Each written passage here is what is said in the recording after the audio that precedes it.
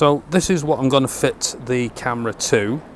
Now you can see it's fairly stripped down, the screen is off, the side fairings off. Now I didn't take these off for fitting the camera. I had another job where I was just replacing this switch, and the wiring goes underneath the tank. So I've got the tanks loose as well, so I can get underneath here.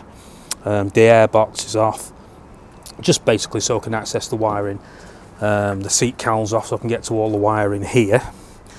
And what I'm looking and going to do is I'll be finding a switched live feed somewhere around here, probably feed to the tail lights, and then I'll be fitting the cameras. I'm probably going to fit one at the front on the fairing down here, have it somewhere around here. I'm not quite sure yet. Something like that.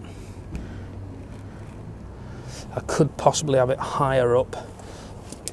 I want to sort of get the wheel in, so what I will do is when I've got a bit of a charge on the camera, I'll bring it out and place the camera around the bike in various points to see if I can get the right position. And then obviously we want one rear facing. I'm not quite sure where to put that. I'll probably try and get some sort of a view like this, you know.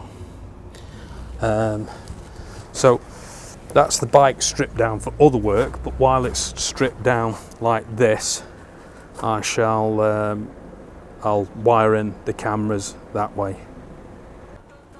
Okay, so the first thing we need to do is find a switched live, which basically is a live wire that only becomes live once we turn the ignition on. Now I already know that this wire is the one, but I will show you now.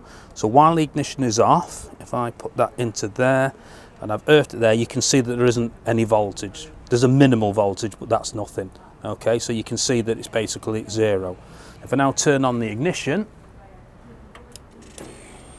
if I test it now, you can see the voltage is now 12 volts. So we know now that that is a switch live. Okay, so what I'll do now is I'll now connect the feed for the camera console into this lead that I've just found.